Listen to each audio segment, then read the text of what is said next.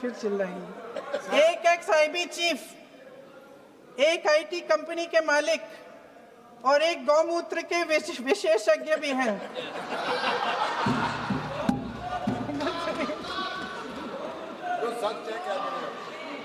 इन्हें शिक्षा के बारे में क्या पता जी? सर सच है। आप आज मेरे से नाराज हो रहे हैं? मन मुस्कुरा लीजिए। वो आपने भी चुनाव लड़ा।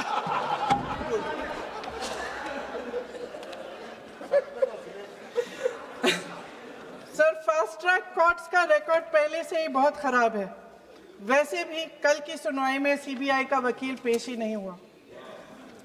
संसद में विपक्ष को दोषी ठहराने से, खोखले राजनीतिक खेल खेलने से काम नहीं चलेगा। आप जेन जी का भरोसा वापस जीतना चाहते हैं तो नए नए एंगल से, अपने फोन से नए नए वीडियो बनाने से नहीं होगा।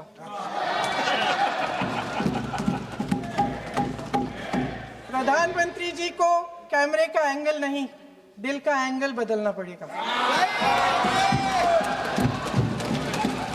ये जेनरेशन जागरूक है, समझता है, झूठ पहचानने की उसकी अपार क्षमता है। इनका दिल और दिमाग जीतने के लिए आपको सच्चाई पर उतरना पड़ेगा। आपके शासन के चलते इस नौजवान पीढ़ी के साथ घोर अन्याय हुआ है, बर्बरता हुई है। इस सच्चाई को स्वीकार करिए। अपनी जिम्मेदारी से पीछे हटने से काम नहीं चलेगा। आदरणीय प्रधानमंत्री महोदय जी, आपको जिम्मेदारी लेनी पड़ेगी, ठोस कदम उठाने पड़ेंगे। शिक्षा विशेषज्ञों को इकट्ठा कीजिए, छात्रों, अध्यापकों, सभी स्टेक होल्डर्स को साथ लेकर, अन्य विचारधाराओं के थॉट लीडर्स के साथ गहरी चर्चाएं करवाकर एक नई शिक्षा प्रणाली तैयार कीजिए। मौजूदा नेशनल एजुकेशन पॉलिसी में 8 महीने तो एग्जाम चलते हैं, अध्यापकों को पढ़ाने का समय नहीं मिलता।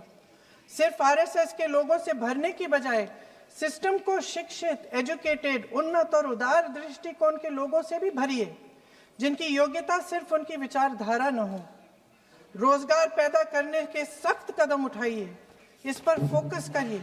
मेडिकल कॉलेजेस की संख्या बढ़ाइए, चिकित्सा शिक्षा का विस्तार कीजिए, ताकि ये बच्चे जो मेहनत कर कर के भी अपने भविष्य नहीं बना पा रहे हैं, एक उज्जवल भविष्य का सपना देख पाए। अध्यक्ष महोदय, छात्रों को सड़क से हटाया जा सकता है, लेकिन उनके सवालों को नहीं। हर लाठी जो किसी लड़की पर, किसी लड़के पर चली है, वे बच्चों की पीठ से ज्यादा सरकार की साख पर पड़ी है। देश के नौजवान न्याय मांग रहे हैं, भीख नहीं। वे यहाँ सरकार गिराने नहीं, अपना भरोसा बचाने के लिए आए थे।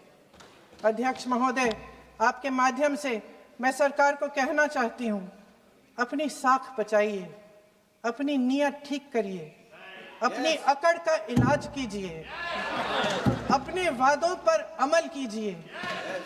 आपके शासन में हमने बड़ी बड़ी चोरियां देखी हैं। चुनाव में वोटों की चोरी, राम मंदिर में चंदा की चोरी, आपके उद्योगपति मित्रों द्वारा देश की संपत्ति की चोरी, किसानों की जमीन की चोरी।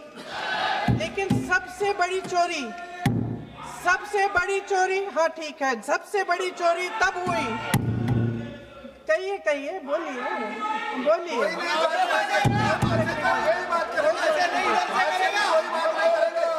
सुन लीजिए, शांति से सुन लीजिए, शांति से सुन लीजिए। आपको मौका मिलेगा, आप जितनी भी चोरियों की बात करना चाहते हैं आप कर लीजिए, अभी मेरा समय है। सबसे बड़ी चोरी तब हुई जब देश के नौजवानों के भविष्य, उनके सपने चुराए गए। भविष्य की चोरी, सपने की चोरी किसी भी चोरी से कहीं बड़ी होती है महोदय। अगर देश का युवा निराश हो जाए, अगर देश का युवा निराश हो गया, उसकी उम्मीद टूट गई, तो सबसे बड़ी हार भारत की हार होगी। और हम कांग्रेस और विपक्ष के लोग जान दे देंगे, मगर भारत की हार नहीं होने देंगे। जय हिंद। सर, अब तो मुस्कुरा लीजिए, भाषण खत्म।